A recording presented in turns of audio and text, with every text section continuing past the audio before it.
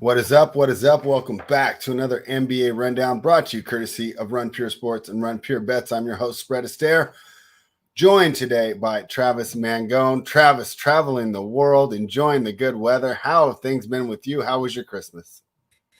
Yeah, Christmas good, but like we're here grinding, right? We got the Run Pure Sports NBA Hardwood show afterwards, and we got a big NBA slate, and it doesn't sleep. We got all the COVID going on. It's just crazy right now, but we're here grinding, and we're gonna get it done. And pumped to break down these games. Definitely talk some DFS.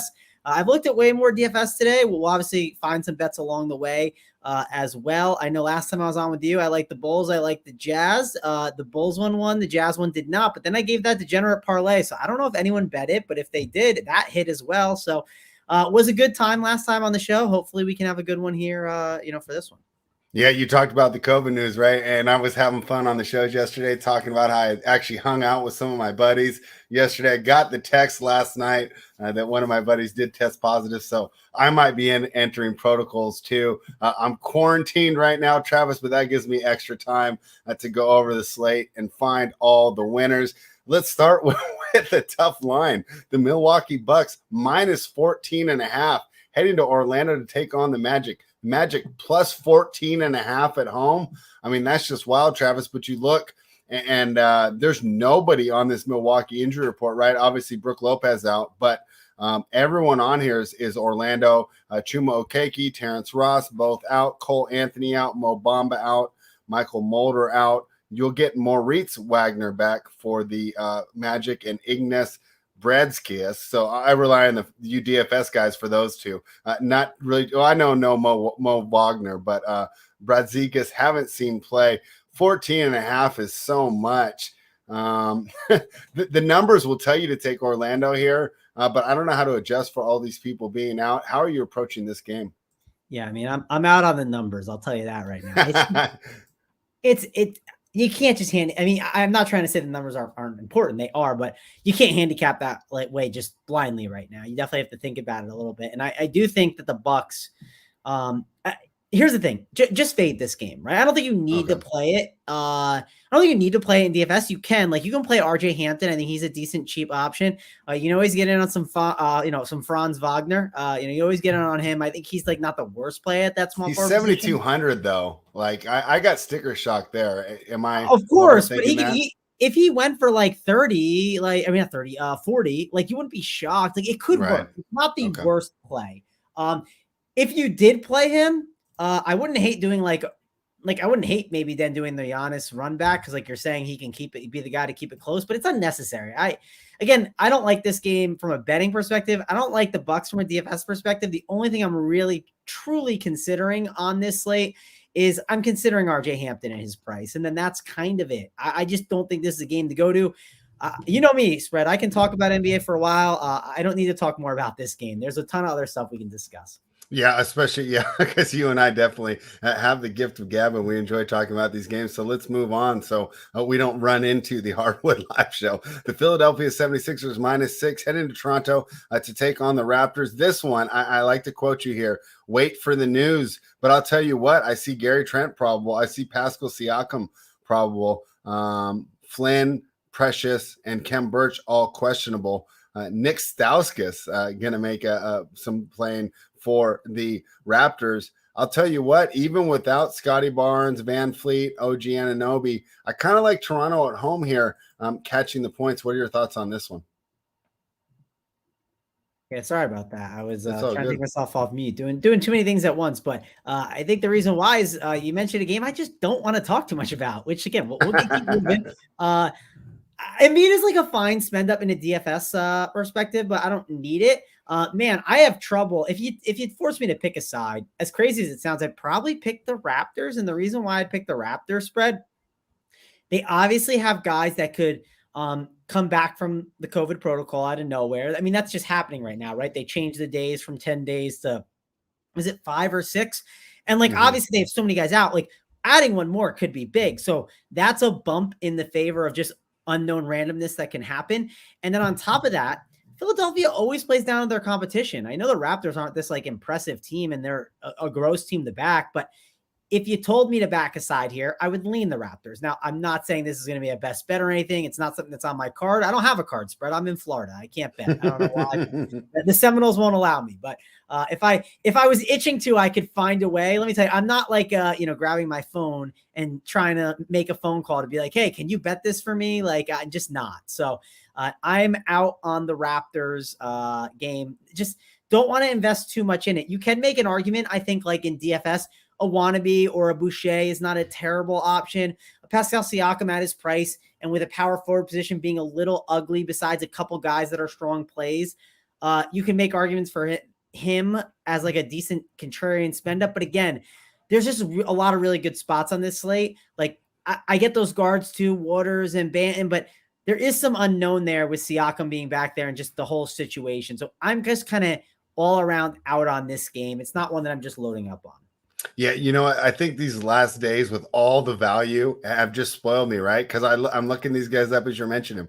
Boucher's at 6'2", Watanabe at 5'3", and maybe it's just because we've been getting all these 3K killers the last couple of days, but I'm getting sticker shock in this game too. Joel Embiid, is he worth the spend up at 12-1? I just can't do it, spread. It's hard. There's just other guys I prefer on the slate. Like, I just would rather go Jokic. I understand. Okay. If you want to do it, sure. I don't think it's the worst idea if you're MMEing, right? But you have to be MMEing. Like, if you're playing 3 lineups, I just can't see myself playing Embiid.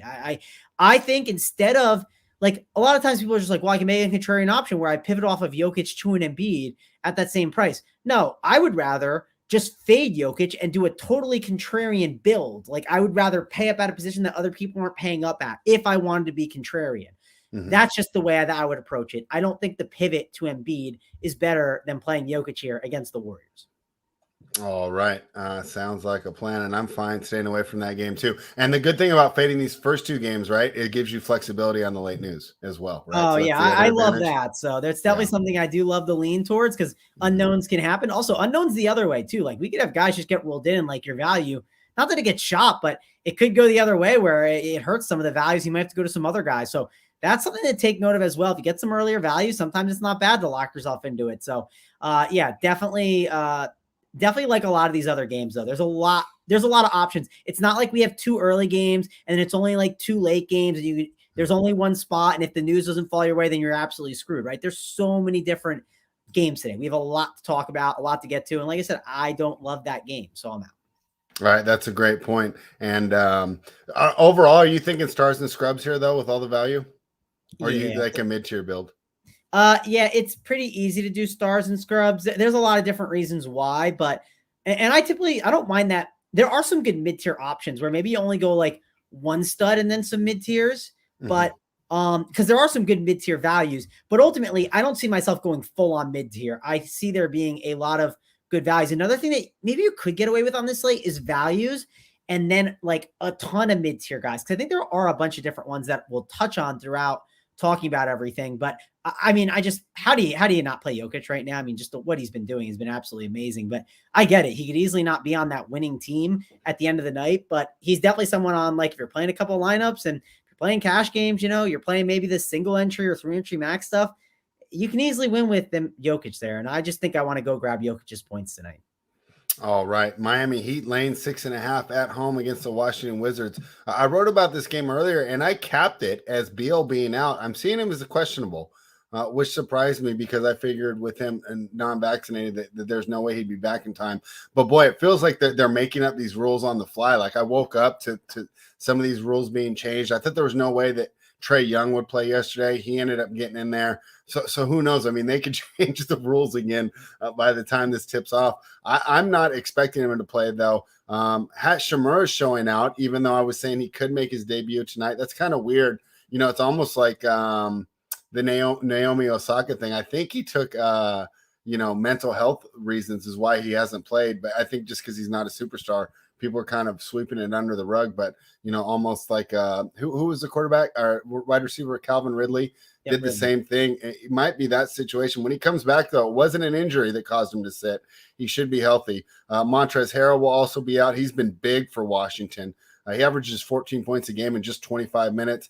Aaron Holiday, Howell Netu, KCP, and Anthony Gill all out for the Wizards. On the Miami side, Kyle Lowry, Markieff Morris, Udonis Haslem. PJ Tucker's questionable. I think he helps his team. But the story has to be the return of Jimmy Butler. He does so much for this team. With Jimmy Butler back in, I feel like he gives their identity back, and he does so much of that stuff. He's able to me, kind of absorb that loss of Kyle Lowry. With them both out, I really was worried about the Heat getting their offense started, although they played pretty well with Hero and Robinson running the ball. But with Butler back, I'm back to loving the Heat. I like Miami here. What are your thoughts? Yeah, I kind of like Miami too. I can get behind it. Even with the 6.5, I think I would lay it, mainly because you're just getting more opportunity for Jimmy Butler, right? You don't have Kyle Lowry stealing it, even Bam Adebayo. Like, Jimmy is the guy. So I really like this spot for Jimmy Butler. He is definitely someone that DFS-wise you can roster. I'm not prioritizing those spread. I think there are some better studs on this slate to go to, but from just like a betting perspective, I like the Heat side. I do think Yurtseven is a pretty interesting option because he's a very good fantasy point per minute producer. And if he's going to get minutes, which you expect him to get minutes at the center, yes, Gafford is going to be there. And you could argue Gafford could get him into some kind of foul issues possibly, but they just need his size. So I think Yurtseven is going to be a guy that in DFS you can consider. The question is going to be, can you get him in there as a center? Because there's I'll just, I'm going to tell you one of the best plays on the slate. It's probably Nate Knight, right? Nate Knight's been absolutely crushing it. So if you play Nate Knight and then you play Jokic, it's like, okay, well now I've ran out of centers. That's just simply how it works over on DraftKings. And I think Yurtseven is a really, really good option. But the question is, what will his ownership be? And I think in tournaments, he's not a bad option. Like if you did fade a Jokic, could you see Yurtseven get 38 fantasy points? Could you see Knight get 40? And then would you be shocked if Jokic got 60 and that wasn't enough to be the winner? No, I wouldn't be shocked. So it's definitely something to look at on this slate. So I like Yurtseven the most on the Heat side. On the Wizard side, no Montrezl Harrell. That's obviously going to put Gafford in a better role, which Gafford, it's okay, but I don't like Gafford more. You know who I think this benefits the most? I think it benefits a ton is Spencer Dinwiddie. Spencer Dinwiddie, I would be betting his overs, right? I don't know what they are. Maybe you can pull them up spread, but I think he's in a really good spot, especially I would say from a points perspective. Even maybe I guess the assist could be helpful because Montrezl Harrell not being there to steal some usage, that's valuable because what's going to happen is Spencer Dinwiddie, there needs to be no Bradley Beal too. I need to mention that. Obviously, no Bradley Beal is going to be massive because if Beal plays, yes, that's going to be a huge knock to Dinwiddie, but then you're going to have more pick and roll being ran. They're not putting those up right now. I just looked. It's only Miami players on Bet Online. So Travis, talk about Yurtseven, right? So, I mean, it feels like preseason all over again where I'm scouting, right? So I'm sitting down at night, right? Like because, I had a little caffeine issues before. So I got my decaf coffee, maybe some trail mix, a little snack, and I got my notebook. And he was the guy that I'm like, Yurtseven, who's this guy? And I noticed, after 2 or 3 nights, I've only written down positive stuff about this guy. I actually don't think that he's not that much of a drop-off from Dwayne Dedmon at all, which in my mind, I did expect. I'm like, oh, with Dedmon gone, they're really in trouble. He's really done a great job for the Heat, and another reason why I like them here tonight. So I think you bring up a great point on maybe getting him into the lineup at 4,800, right? That's some of that value on that Stars and Scrubs build. Totals 209.5. Any thoughts on the total there? I've been staying away from totals. My model's just wonky. I mean, it just gives me weird numbers every night. And things are trending back to the overs, but I don't know if I see it in this game. Miami, last game I think was a 93-83 win.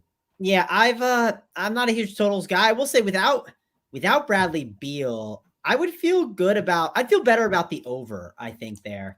I think that would be good for it because you're going to have Dinwiddie, Kuzma, guys are just willing to chuck up shots, and they're obviously willing to chuck them up early rather than, waiting for a play to develop. Like Kyle Kuzma is not going to just wait, be like, okay, let's reset. I think that could play into favor because if the shots are falling, then they chuck it up even more. And if they're misses, man, the Heat, they'll definitely get out and running and push the pace. So I do think the over I would lean at 208.5, but I'm not again, it's not something I bet a ton. But Yurtseven, I think Yurtseven and Dinwiddie, if Beal is out, are my 2 favorite plays from this game and guys that I think you can get into your lineups. I don't think they're guys if you're playing the optimal lineup, or I don't think they're just going to show up for certain, but I think they're really, really strong plays that I would be making sure to get into my MME pool. Dinwiddie 6,800. If Beal doesn't play, is that going to be one of those 30 to 40% ownership things you think, or so many options? Well, issue is okay. So issue is the guard position, and guard can be really strong, right? And if you get mega guard value, like if one guy just gets ruled out and you have something that's 90%, well, that just pulls from it. Like a good example was yesterday, and I'm trying to remember the slate, but like we had Harden and then we had Harden and then we had one other guard that like you just had to play. And when you have to play those guards, like then there's only one more spot for a guard spot. And it's just like, especially if you already are soaking up utility for 2 centers, which a lot of teams might be doing, then just naturally like ownership can go down. So I think Dinwiddie is his ownership. I think he's a guy that could get really overlooked in tournaments. Like I think he's a really good tournament play. The question is, I think he's a really good ceiling. The question is, how does he rate out versus other value guards? Because like there could just be extreme values that like a Jalen Noel. Like if there's no Patrick Beverly, like Noel, McLaughlin, like those are 2 guys that are going to pop up a ton. And it just depends on what those guys do.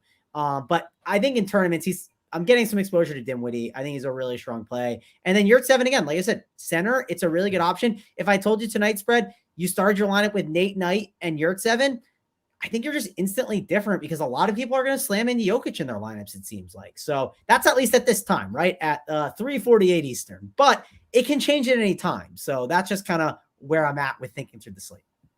All right, I'm seeing a bunch of people jumping in the chat and watching the show. Just a reminder, this show is brought to you by runpuresports.com. If you are not already a member, I don't know what you're doing, so head on over, use the promo code GETBETS to become a member. You'll get access to the DFS side and the bet side. While you're doing that, go ahead, give us a thumbs up, subscribe to the channel, and hey, share this with your friends, man. Don't be stingy. They want to know the winners too. Don't keep them all to yourself. Don't show them that ticket after the bet's been made, right? Give them the information beforehand. Let's move on to the New York Knicks. And you talked about the Timberwolves earlier. The Timberwolves are catching 4.5 at home against the Knicks, over 211. This is the Knicks' first game since Christmas, I believe, right? They've been off since Christmas. They absolutely shellacked the Hawks. That allowed us to spend some time with our families that morning because we weren't glued to the TV at all. The Hawks fielding a shell of a lineup. But hey, credit to the Knicks for taking advantage of that. Now it looks like we are getting some people back in the lineup here. Let me double check here. So the Knicks get Quickly and Kevin Knox back. Miles McBride will play. They signed Daniel House. He's not playing. I've never heard of Matt Mooney. Nerlens Noel still out. McKinley Wright's still out. On the Timberwolves side, there's no Karl-Anthony Towns, no D'Angelo Russell. Now, I usually fade the Timberwolves without Russell, but boy, did they look good against the Celtics last night. They didn't have any of their 3 best players, and they just embarrassed the Celtics team and had all Celtics Twitter going to the trade machine, right, to blow up the whole team. Taurean Prince is questionable. Anthony Edwards is questionable. Naz Reid is questionable. Patrick Beverly is questionable. You talked about the news here, right? If Beverly's out, that makes Noel a good play. And I was just looking at Anthony Edwards to start if he does play to take a lot of usage. If Anthony Edwards plays, I guess I would have some interest in the Timberwolves here. I'm not a believer in the Knicks. I just, I just don't see it. And that's good that they were able to get that win over a beleaguered team here. But I don't think the Timberwolves are going to roll over the way that the Hawks did.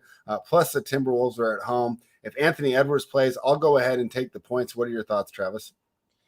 Yeah, I mean, I'm a huge Ant guy. I do worry about guys coming from that COVID list and like how long have they been they haven't been playing. Like, are they working out? Like, I don't know what's going on there. You could easily see minutes monitored. Let's say the game blows out. Well, you'd likely just pull Ant as the first guy off, you would assume. So I get some concerns, especially when I'm spending my money on a guy, right? Like, I mean, if he busts, I just feel like I'm absolutely sunk, especially on these slates where raw points definitely matter a ton and there's so many good values everywhere. So I am slightly concerned about Ant if he plays. Let's just say these guys are out. Let's say Beverly's out. Yeah, let's say they're out. So DK says they're out, and our guy We the People, who's usually really helpful in the chat, also says he's not going to play according to the reports. I told you I was doing a little bit of NFL work right before we jumped on, so I didn't catch the most recent reports. How are you approaching this if Edwards is out?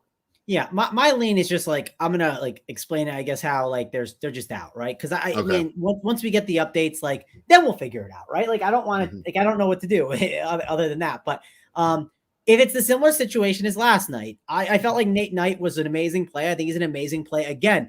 I also like, you can make arguments like, okay, Greg Monroe was closing last night, but like, I don't know, what do you think Greg Monroe is going to do on a back-to-back? You think that he's just going to go out there and play 38 minutes? No, of course not, right? Like it's going to be good for Nate Knight naturally. So I I do think the way that you want to handle the Timberwolves is, again, if all these guys are out, like Okogie's likely in again. And Okogie was kind of on like a minutes limit yesterday.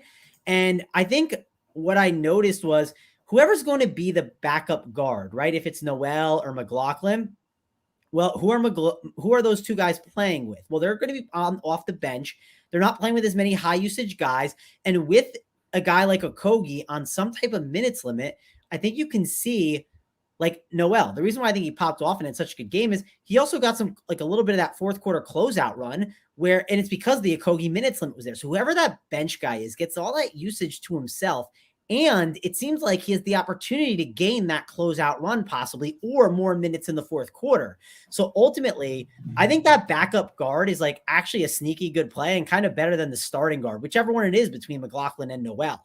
So that's something to definitely look at if we have this, similar situation as yesterday. But Nate Knight's just going to be someone you just kind of get exposure to. And I do worry that, like, I like Malik Beasley. I think he's in like a solid spot, but I don't know if this is like the perfect role for him in the starting lineup, because I do think there are some of these like usage guys that are on that team that can steal the ball. Like, I mean, Nate Knight definitely soaks up a ton of usage, and he's a guy that he's a fantasy point per minute kind of producer. And you can make an argument that Beasley is fine, but he's not just this guy to slam into your lineups at 6.4K on FanDuel. He was 6 for 18 yesterday. So, he left some shots up there on the board. He's now 5.4K on DK, which I didn't realize he went all the way. He's at that price tag. I thought it was a little bit higher because I think he was 5.8 yesterday. But ultimately, I think Beasley could be a really good play at 5.4K. But I think that I rank him as Nate Knight is the best. I think it's Noel or McLaughlin, whichever one's off the bench, as number 2. And then you would rank maybe McLaughlin or Noel, whichever one's starting, as 3, and then probably Beasley as 4. And you can make an argument Beasley could leap that starter. So there's a lot of fantasy goodness to like on that Timberwolves side. And it just all depends, because if all those guys are out, you just have a G League roster. And when you have these G League rosters, I mean, it's easy to just plug in these guys at their cheap salaries and move on. We haven't talked about the Knicks yet, Brad. I know I talked for a while. Let me jump in on Beasley real quick. So you just look at the box score and you say, okay, the top 3 scorers are out. Beasley's 4th. He's going to get the most shots, but you watch, and he's not a natural shot creator, right? He's the guy that spaces the floor. He's a catch and shoot guy. And Noel really impressed me just with his confidence. I mean, did you watch the game? I mean, one of those dunks he threw down, to me, when they say 2 points isn't just 2 points, I felt that way. It was like an Edwards style dunk. And I just felt all the Celtics, they're just like, okay, we're not coming back now. It's like with 3 to 4 minutes to go, he skies, the whole place goes crazy. And I felt that he was better as a creator, and Beasley moved back into that, just catch and shoot role, just doing what he was doing, and let the other guys become the creators. I think that you're right. I think you go for these cheaper guys and you stay away from Beasley. If Beasley gets there at 5,400, has a great shooting night, so be it. But I'm actually thinking about attacking some of these lower on guys. I really was impressed with Noel. I'll probably go back to him here. And I think you make some good points on some of the other guys. Yeah, if you MME spread, like Beasley's in the pool, right? I'm not ignoring him, exactly. But it's just he's not this priority guy like I think everyone else thinks. But the price isn't bad on DK at 5.4. It definitely is stronger than I realized. I thought it was a little more up there. But let's talk about the Knicks, because Kemba Walker, I think his situation is kind of easy. If he's gonna get 40 minutes, he's like an amazing play at 6'9". Will he get 40, though, with these guys back? That's literally just the only question, Spread. Is he going to get the starting minutes of just the 40 and just get absolutely ran out there? What do you think? Because that's the thing I'm trying to figure out, because they did gain some guys from, that COVID list, right? And, of course, Thibodeau could obviously, be light on those guys' minutes. And if Kemba's rolling, he could easily play him 40. So what do you think about the minutes? Because that's the big thing I'm trying to debate. I personally don't think he will. I think they give Quickly some minutes. I think he drops back down to between 30 to 35, and they give Quickly some of that extra run. A lot of that was, number one, they were at home, the New York kid and everything. But with Quickly back in the lineup, I think that you have to give him some run. I think that his usage drops a little bit. Yeah, I think that makes sense. I also think it's a strong guard slate where, like, I don't need to just like slam it in my lineups, but I think he's a good play. He's definitely someone in tournaments I'm sure I'll get some exposure to. And I don't need to like slam in like Julius Randle and some of these other guys. Like maybe Randle on FanDuel because the price isn't bad, but I don't need to play Knicks roulette with some of these other options. I think it's a really strong slate. Like, we're going to keep going, and we're going to keep getting to some good spots to discuss, especially this next game. That's going to be one that I have a lot to talk about for sure. Hold on. Our guy, We the People, says nobody's talking about Grimes. Let's change that. Travis, 4,100 for Quentin Grimes. Any interest at all? Is he popping in your projections? I mean, here's the issue with Quentin Grimes. Nothing against him unless he's starting. There's just better guards that are cheap, right? Okay. Like the guys on the other side. I mean, obviously, then if Beverly plays an Ant, that could change stuff. But we just have elite value where Quentin Grimes, I just don't think makes the cut today for me. If you have a good read on it and you think that Quentin Grimes could be the guy, sure. But I just don't think it's the wrong slate for it. I understand what's being said, and he could have a decent game and be an okay value, but there's so many strong values on this slate. I just don't think I can do it. All right, but you can't say that we didn't talk about them. The Los Angeles Lakers out to 5.5. This number was 4.5 in the morning. Not surprised the Lakers are taking money. Boy, do they need a win. Coming off 5 straight losses. Houston Rockets plus 5.5. They've had an interesting lineup situation. I watched the final countdown yesterday, and it was cool. K. Fallick giving all the breakdown on all the Rockets guys, and a lot of the things he said were right. Now let's look. So Jalen Green will be back for sure tonight. Kevin Porter's back for sure tonight.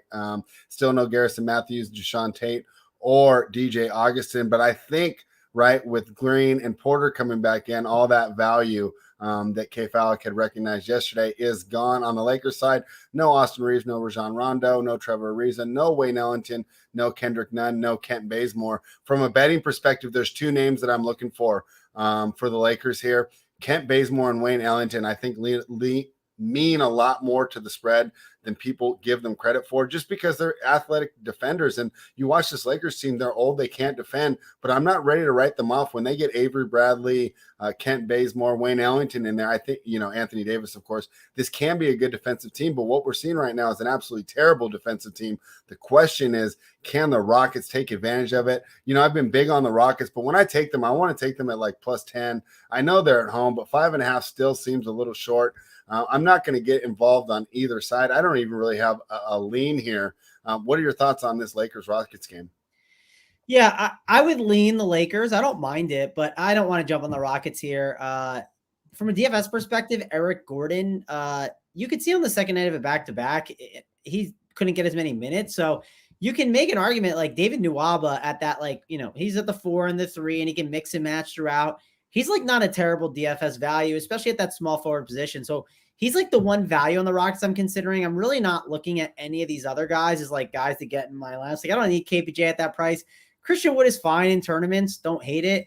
Not someone I would X for my pool, but not someone I'd be prioritizing. And Jalen Green could definitely mess some stuff up. So I don't love the Rockets here in this spot. Mm-hmm. You know who I do like? I like myself some LeBron James, because I think LeBron James, yes, the price is expensive, but he slides into that power forward spot, and power forward is not the greatest today. LeBron is okay. He's a good spend up option, but I also think he's his projection just feels like it's not correct, right? He's in LeBron takeover mode. And of course, projections aren't going to say that that's the case. And sometimes you just got to kind of just trust it and just ride it out. And LeBron, if the game is close, why would the projections not pop for him? The guy's gone 30 and 10 almost for the last 5 minutes. No, so he is popping. He is popping today. He has not been popping as much at the start of it, right? I think personally, a lot of the projection systems just don't realize that it's still wrong at the price I think it's at. I still think where he's at, it could be even higher. What do you think? He should be 12 too? No. Yeah, I mean, price wise, you should probably make him not 11-3. He could easily be in that Jokic and Embiid range. Mm-hmm. And the other thing that's key about its spread is LeBron. If I told you could roster Jokic at the power forward position, that would change a lot for you to have that utility spot, right? If you mm-hmm. told me I can only play one, Jokic or LeBron, who would you play? And call me crazy, I think I would maybe play LeBron over Jokic tonight because of what it does for my full-on lineup, because that utility spot gives me an extra spot. Now, again, this is just at 4:00 we're talking about this, but I think it matters a lot. And don't get me wrong, fading Jokic is scary, but I think you can make an argument for it for LeBron. He definitely is popping, though, a ton, and it's because I think the position's really bad, too. I don't think the position's that good today. I think power forward is a rough spot, and I think that's one reason why he's getting slid into a ton of teams, but he is someone I want to be overweight on. I think you want to make sure you're overweight on him today in this spot. There's enough value to be overweight on LeBron James. And you assume the Rockets can keep this game close, right? Spread. And if they can, and you get full run from LeBron, I mean, you're just going to get like 60 fantasy points or more, it feels like, right? Yeah, I'm worried about them keeping it close. I mean, they got blown out by the Hornets on Sunday. So they get blown out by the Hornets. Yeah. They could definitely get blown out by this team. It's fair with Jalen Green in there because I don't think he equates to wins, right? I think he kind of, I've heard, yes, it's gotten better. Yep. There we go. So Huntley mentioned it. He's pure ISO, mess up the chemistry. I kind of agree. So that easily could be the case. Also, you can make the argument, well, if it blows out, who's doing the blowing out? Well, LeBron's probably part of it as well, but there is that risk, right? If it does blow out that way, could there be a chance maybe LeBron ends up taking a backseat and loses some minutes? Of course, that could definitely be the case. And hey, we always like to call it out, Spread, Russell Westbrook revenge game. So you just never know. And so some of them, like, I don't get. Like, I thought Oklahoma City treated him right? But I think Houston, there might be a little revenge factor there. I don't think that they necessarily gave him the respect that he felt he deserved. Can also, I backtrack? There's a difference between revenge games like First Blood and like, like the 8th time going to Houston. Like, there's got to be a little bit of a difference, So I think that's worth mentioning, but it's always fun to mention the narratives. Can I backtrack a little bit to something you said there? David Nwaba at small forward, 3,400, I think is interesting. And, I do watch the shows, even if I'm not active in the chat with you guys on the hardwood. And then, of course, the final countdown. And I'm constantly hearing that small forward is a position that you guys punt on. You guys aren't really too excited about it. Do you feel that way about small forward again today? Do you think that there's some other good options, or, at 3,400, I mean, it's pretty low, allows me to spend up at a lot of other positions. Yeah, it always depends like what kind of player you are. Like if you're playing like 150 lineups, well, like, I mean, small forward is going to get rough. There are guys that you can say like, I talk about the slate with different people. And one of my buddies, when I talk to him, I'm like, yeah, like small forward's terrible today. He's like, well, you have this guy you can slide in. I'm like, yeah, but that's it. Like, that's all. Like, and it's like, sure, if you're playing one lineup, that's fine. But that also like forces you down only one path, right? Like you can't you feel like you can't get off it and then you have to change stuff. So that is just one of the issues, I think, with the small forward position. Like you might see a Jimmy Butler pop at some spots because of how just bad the small forward position is. Like it felt like that yesterday. It felt like Jaylen Brown. Not that he wasn't popping because he was just a good play, but it also felt like he was popping because small forward just wasn't amazing. I mean, there were some okay plays, but the guard and center position was just way deeper. And it does feel like the guard and center position today is just deeper right now. So that's just kind of my thoughts on how small forward is shaking out. And I mean, we'll get to it. This was not the game I meant. That is the one I was excited about. The next one we're going to talk about is the game that I'm more excited about. But there's another guy later on that we're going to discuss that I think is like in play at small forward. And when I mention him, you're just going to like cringe for sure, because it's gross, it's ugly. And like, yeah, it's just like the way the slate is constructed right now. So yeah. And in the industry, Travis, that's what we call a nice tease to keep everybody, because I'm curious already. So let's talk about this next game. You said you're excited about it, and I know why. This game was up to -6 earlier. The Cleveland Cavaliers down to -3.5 on the road against the Pelicans. Pelicans disappointed me. I took them over the Thunder, and boy, did they look bad. But they've got some good news.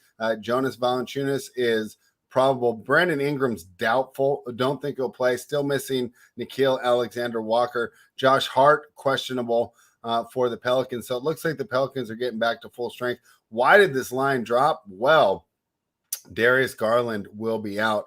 He joins Jarrett Allen, Chetty Osman, Lamar Stevens, and Dylan Windler there. You talk about a lot of forwards being out for this team, as well as Ed Davis. This surprised me because yesterday when I looked into Cleveland, they had Mobley out till the 31st. So maybe with the change in the protocols to only 5 days, now I see Mobley's questionable. If he comes back in, that might change everything.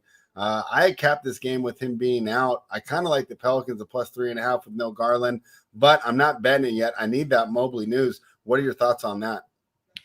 Yeah, the Mobley news, I mean, it's not like humongous, but it matters. I think it's really big for betting the game, right? If he is in, I think that's a huge bump to them defensively. And like, Spread, we always sleep on this. Like, you know what defense turns into? Easy transition buckets at times. And like, those are hard to come by.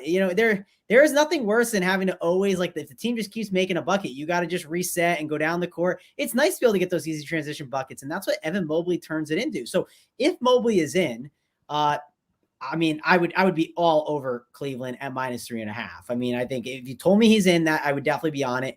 I wouldn't even care about Josh Hart's status. You could, if I got Evan Mobley spread, you could have Brandon Ingram. You could have him. I know you're not getting him, but I would give him to you for sure. Because I just think he's that much more valuable than Ingram is on the opposite side.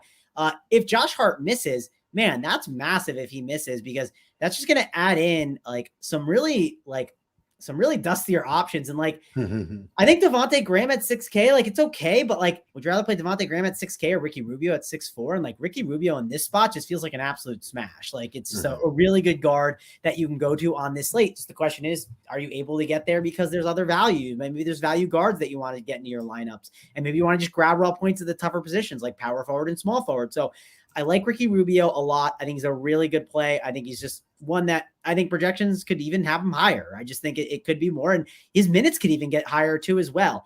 I actually looked into the games that he's played without Garland. It's only been 2 games this year, and in those 2 games spread, Rubio had 44.5 fantasy points, 36.5, and that was 35 minutes played and 28 minutes played.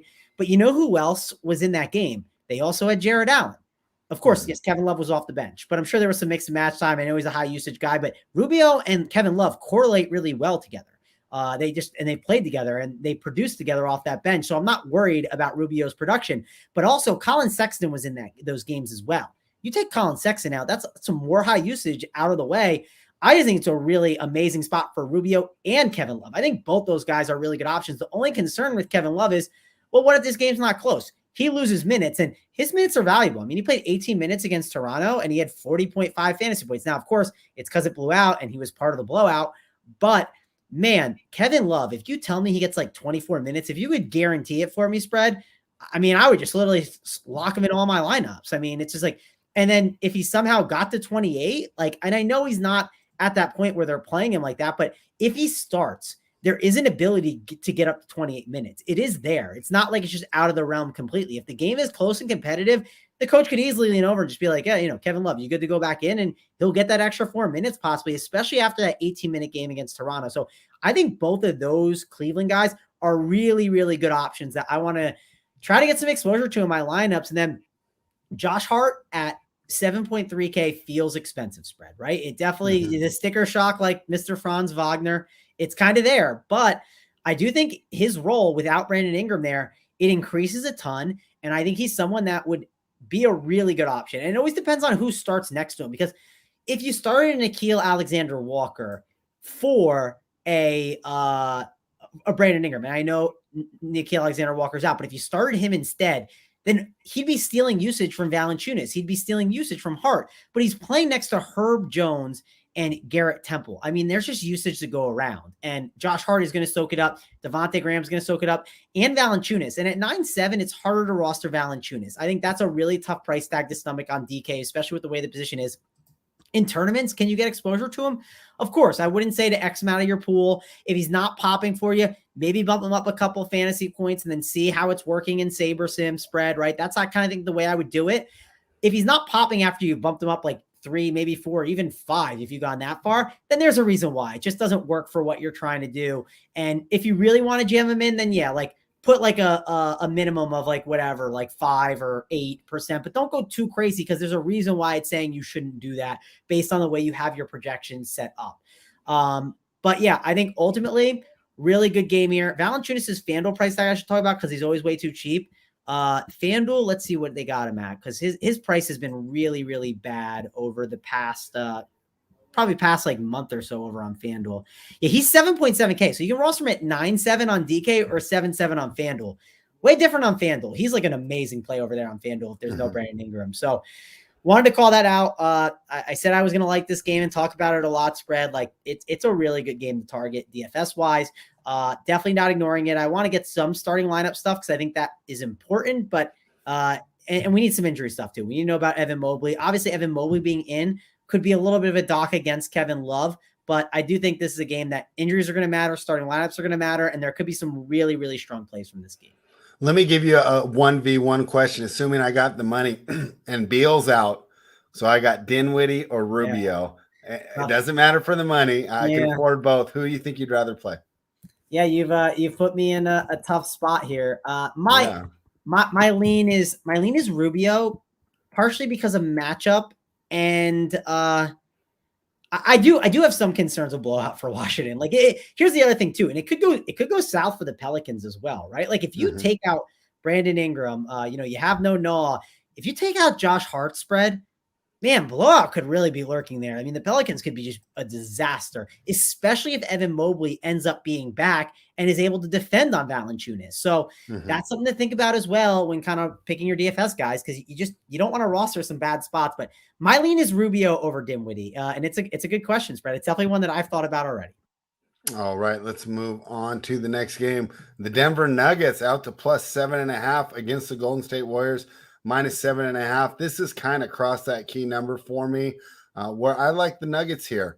It's tough to bet the Warriors, right? They're coming off the impressive win that kind of crowned them as the current best team in the West. Apologies to the Jazz, but getting that high-profile win over Phoenix on Christmas Day definitely has everyone like cemented in their minds, right? That the Warriors are the team to beat in the West right now. And we know, of course, Denver's so hurt on the wings here, but you talked about the matchup earlier. How do you beat the Warriors? You beat them inside, and who better to do it with than Nikola Jokic? Give me the +7.5. What are your thoughts?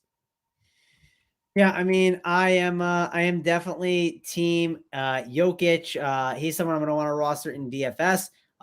Yeah, why are they getting 7.5 spread? I mean, I guess Denver hasn't been amazing, but what's the reason behind it? Because that line feels wrong. Like, I feel like I like the 7.5, and I like the money line sprinkle as well. You want to know why? Do you want to know what Golden State's point differential at home this season is so far? +15.6.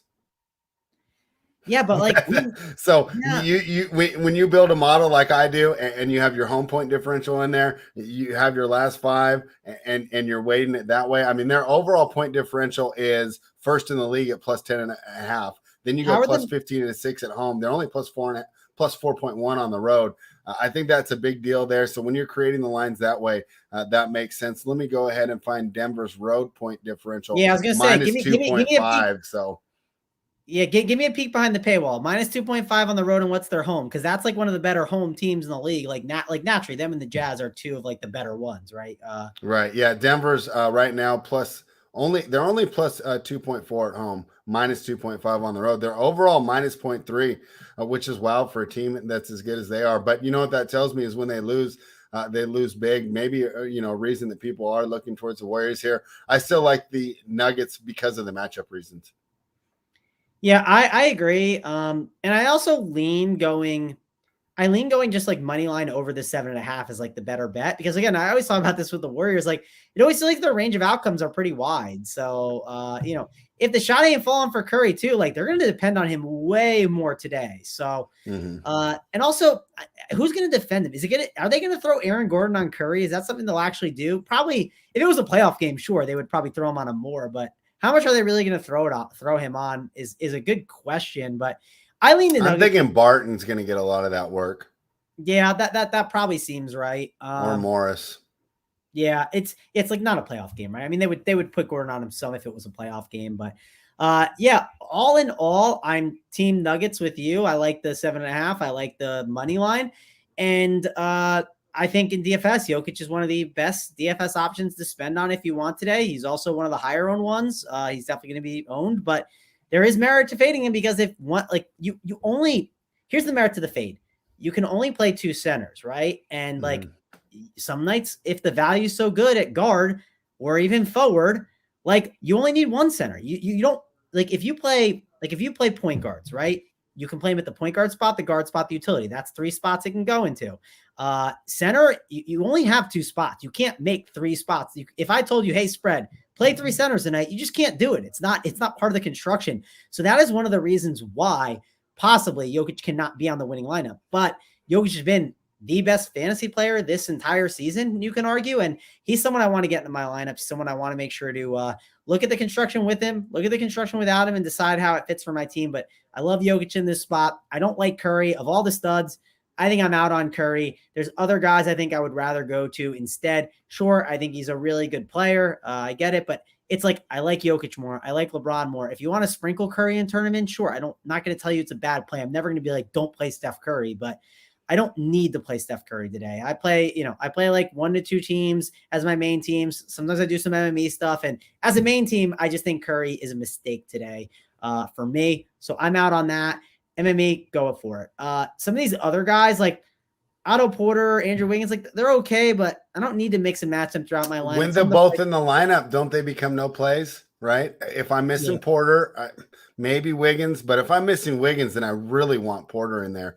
And one thing that we have to jump in here on, and I think this is big to the handicap, and I almost feel like we're neglecting something by not bringing it up yet. How much does Draymond Green mean to this team? He's not going to be there. I think that's another reason you can get away from Curry, because why is Draymond so good at offense? Well, he knows to pass it to the best player on the team, right?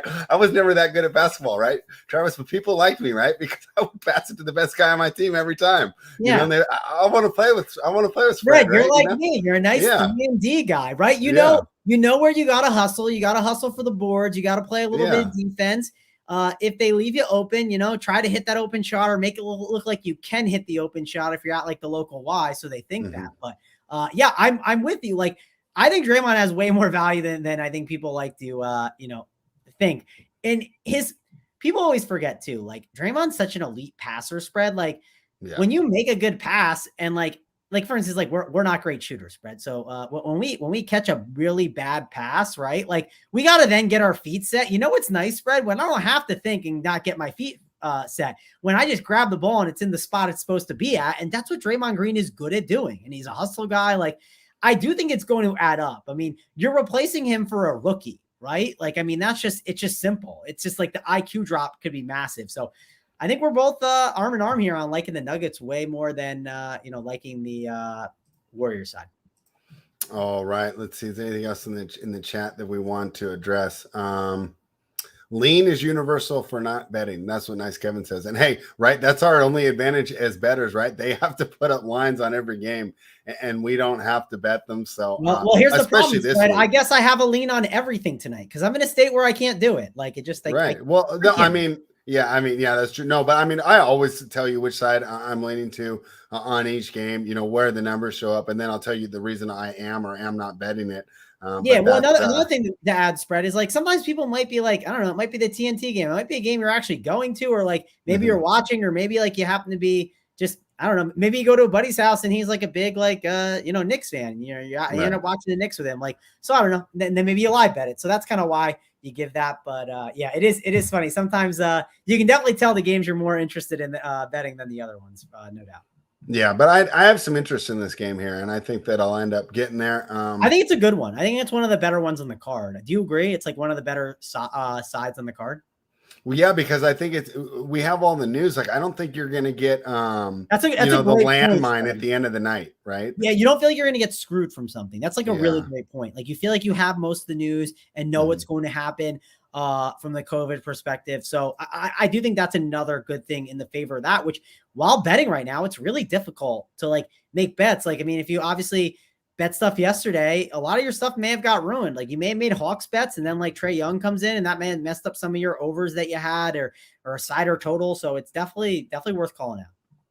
All right, let's talk about my Sacramento Kings. They are laying 5.5 to the Oklahoma City Thunder. Alvin Gentry came out and said what we are all thinking. This is absolutely, he said it's absolutely ridiculous like 5 times in his post-game presser. And I know you actually watched the pressers too, Travis. That one was worth watching. I mean, he was so frustrated with the effort level of this team. I believe they lost to 24 by Memphis. I don't know. I turned it off. I'm sure everybody else did too. It sucks when you build such a beautiful arena, the Golden One Center. Can't say enough great things about it, but who would want to go there and watch this team? We are not seeing the effort. I think De'Aaron Fox will be back this evening, so that's good there. News for the Kings, but I think that kind of takes away, a guy that we've liked playing in DFS, Tyrese Halliburton. I don't know how well they fit together on the floor. One of them's probably going to have to go here by the trade deadline, so we will see. I wonder, I mean, so you're a big press conference guy. How much do you think that just getting called out by your coach matters? But this team seems to have given up. I mean, I don't really know what to make of it. Did you see the press conference, and what is your approach to this game? I didn't. I respect it though, because spread. I'm someone that like I would have trouble like lying like at the post stand. Like, it just wouldn't be fun too. Like, I would just like I don't know. I want to like motivate my guys to like play better. Like, this Kings team could play better. So I would just be like, I would probably be very similar to Gentry. I got to listen to that. I'm sure it was pretty entertaining. I missed it, but if you have the link and you know where it is, yeah, I'll send them to you because I watched it a couple times in a row. I was laughing.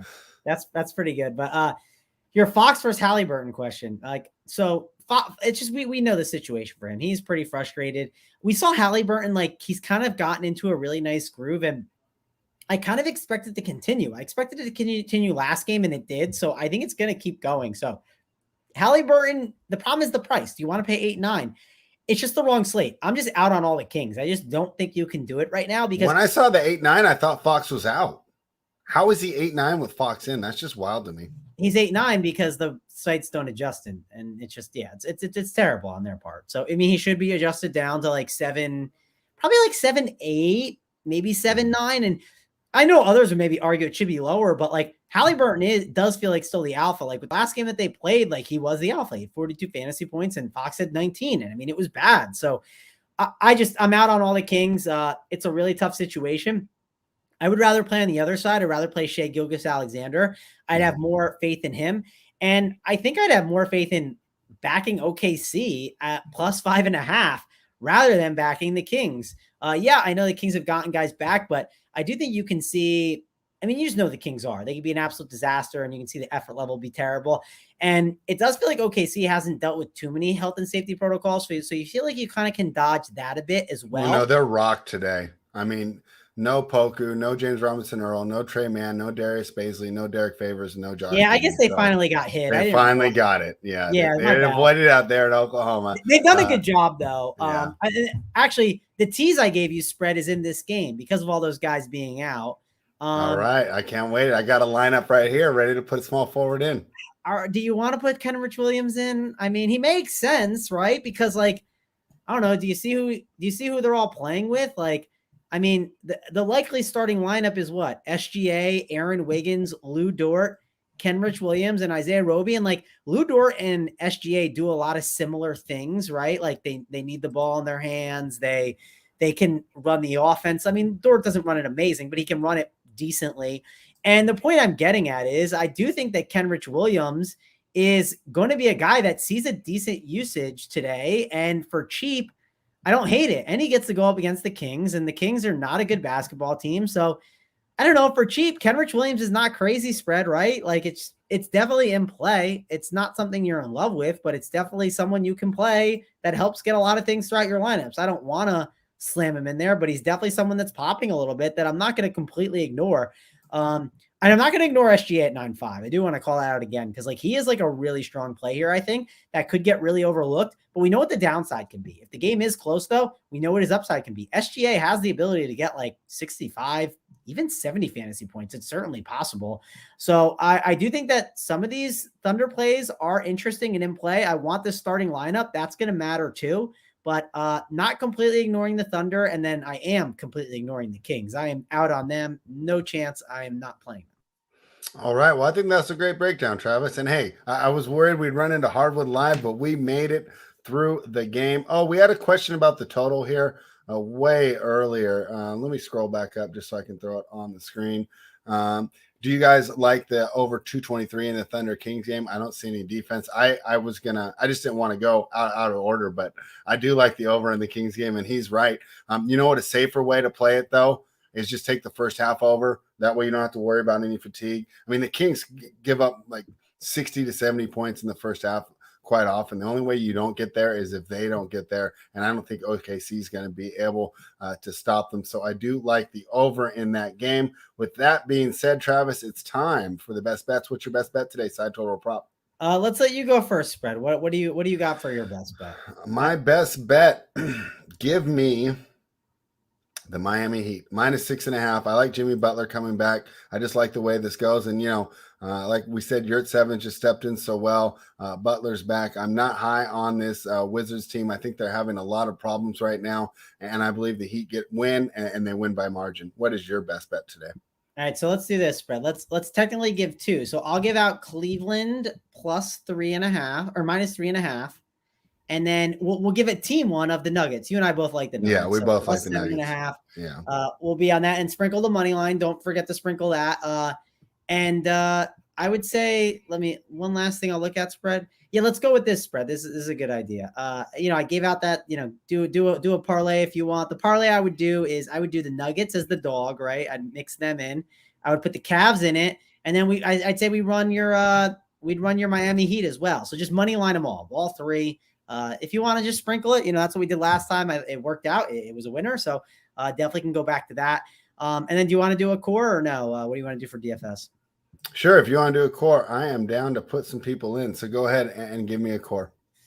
Okay. So obviously it can change. Don't hold me to it completely. Yeah. Let's definitely go with Rubio. I want Rubio in there. I like him a lot. Let's throw Nathan Knight in there. I assume that Timberwolves situation is going to be fine. Those guys sit. I mean, back to back. Seems like an easy spot to just sit it again and just wait for the next time. But so let's throw those two in. Let's throw, man, do you want to throw Jokic or LeBron in? Which stud do you want to get in there? I want Jokic because I'm worried the Rockets get blown out. Oh, I'm fine with that. Okay, so let's put Jokic in. And how much money am I left with now, spread? Where are we at? Let's see, because I had already built a lineup and had all three of those players in there. But let's see, 3,200 plus 12.4 is 15.6 and Rubio. So you're at 22. We have 22K, so we'd have 28K left. What's my average? Does it say it there? The average, whatever. I can plug it in. It would be 28 divided by 5, so it's going to be 5 something. I got it. I'm plugging it in. I have to see it. It's or hear it. It's easier. All right, so yeah, it's 5.6. So then at 5.6, what we want to plug in at least one more guy, maybe two.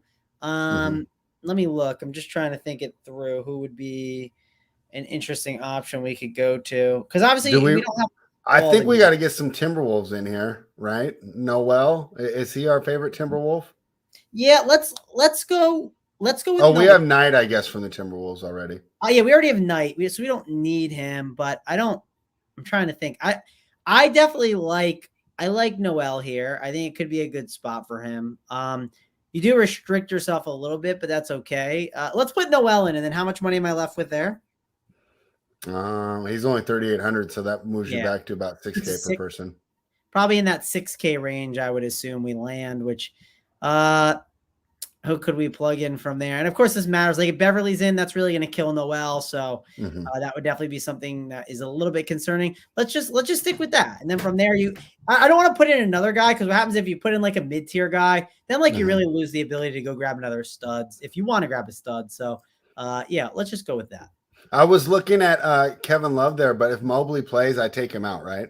Yeah, I mean it's and I don't want to constrict it too much. That's why I think the 4 is better with the way COVID is right now. It's tough. And you don't want to box yourself in too much because then you need to change stuff. But those are guys I feel kind of strong about today that are good plays. And of course it can change with COVID and 15 minutes till the hardwood show. So we'll I'll be on there with Hoop in DC and we'll break all that down. Does that mean that you are hosting the hardwood show today? Yep, I will be hosting, and if we have to withhold the plays because the likes aren't up, which guys, get those likes up, helps us out a ton. Appreciate it. We'll certainly do it, right? Spread. We're willing to on the Tuesday show. All right. Well, I did most of my work this morning, so I'll be looking forward to watching that as well. I will be back tomorrow at 3:30 Eastern with the aforementioned Hoop. Hoop's going to hang out with you today. He'll be hanging out with us tomorrow on the NBA Rundown at 3:30 Eastern. And then Tyler and I will both be back on Thursday doing NBA and NFL. So get ready for that. That's why it's great to have those notifications on because Tyler and I do move the NFL show around sometimes. He's still working. We work around his schedule quite often. So that's why, subscribe, and share it with your friends. So Travis, thank you for joining us. Is there anything else that I left out that the people need to know about? No, I mean, nothing else. I guess, come hang out in 14 minutes. I'll be there and should be a good time. We'll talk NBA and, it'll be good. All right. Run Pure Sports, taking care of all your gambling and daily fantasy needs. Thank you, everybody, for joining us, and Run Pure.